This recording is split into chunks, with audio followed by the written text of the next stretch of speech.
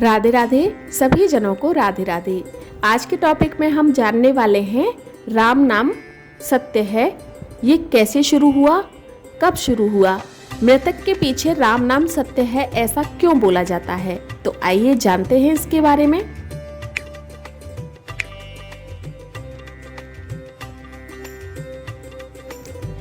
एक समय की बात है कि जब तुलसीदास जी अपने गांव में रहते थे तो वो हमेशा राम की भक्ति में लिप्त रहते थे। तो जब वो भगवान राम की भक्ति करते थे, अपने मुख से राम राम राम जपते थे, तो उनके घर वाले और गांव वाले उनको ढोंगी पाखंडी कहा करते थे।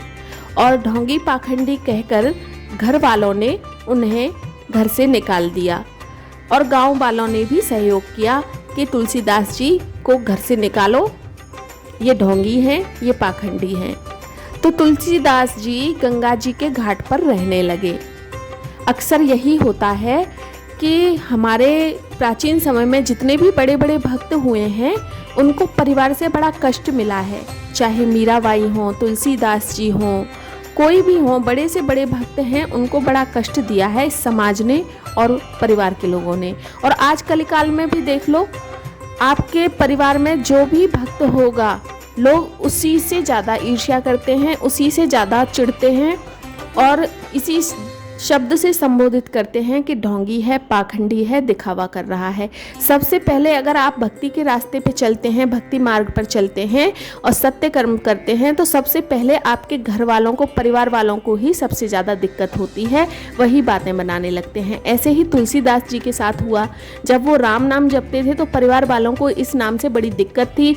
उनको, तुलसीदास जी को ढोंगी पाखंडी कहकर उन्होंने घर से निकाल दिया। तब वो गंगा जी के घाट पर रहने लगे, वहीं पर प्रभु भक्ति करने लगे। जब तुलसीदास जी रामचरितमानस की रचना शुरू कर रहे थे, उसी दिन उस गांव में एक लड़के की शादी हुई और वो लड़का अपनी नववधू को लेकर अपने घर आया। रात को किसी कारणवश उस लड़के की मृत्यु हो गई। लड़के के घर वाले रोने लगे। सुबह होने पर सब लोग लड़के को अर्थी पर सजाकर शमशान घाट ले जाने लगे। तो उस लड़के की पत्नी ने भी अपने मन ही मन सती होने की इच्छा प्रकट की और अपनी पति की अर्थी के पीछे पीछे जाने लगी। लोग उसी रास्ते से जा रहे थे जिस रास्ते पर तुलसीदास जी रहते थे।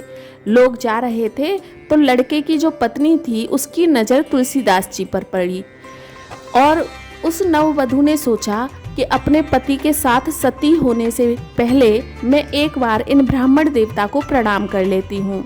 वह नववधू नहीं जानती थी कि ये तुलसीदास जी हैं। उसने तुरंत तुलसीदास जी के पैर छूकर प्रणाम किया। तुलसीदास जी ने उसे अखंड सौभाग्यवती होने का आशीर्वाद दिया। तब गांव के सभी लोग हंसने लगे और बोले, तुलसीदास, हम तो सोचते थे कि तुम पाखंडी हो, लेकिन तुम तो बड़े मूर्ख भी हो। इस लड़की का पति मर चुका है और तुम इसे अखंड सौभाग्यवती कहकर आशीर्वाद दे रहे हो। तब सब बोलने लगे, तू झूठा भी है, तेरा राम भी झूठा है। तो तुलसीदास जी बड़े व्याकुल होकर बोले, हम झूठे हो सकते हैं लेकिन हमारे राम कभी झूठे नहीं हो सकते।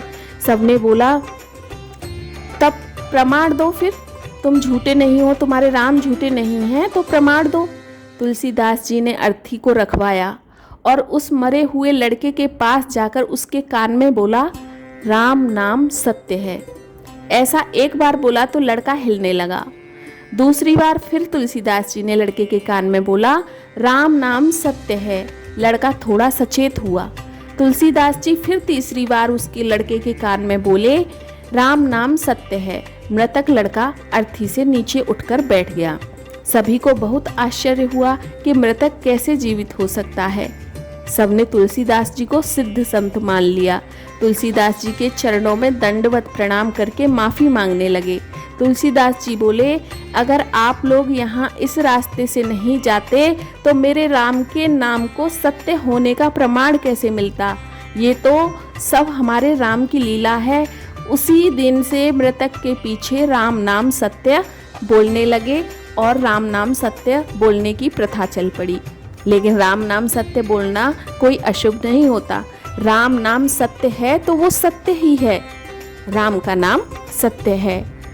तो जैसे बहुत से लोग डरते हैं कि राम नाम सत्य है तो अर्थी ले जाते हैं, उसी समय बोलते हैं, तो डरने वाली बात नहीं है। भगवान का नाम सत्य है और ये सभी जानते हैं राम का नाम सत्य है। तो आई होप आज की वीडियो आप सभी को अच्छी लगी होगी। नेक्स्ट वीडियो में हम फिर मिलेंगे ऐसी ही कोई जानकारी लेके। तब तक के लिए राधे राधे।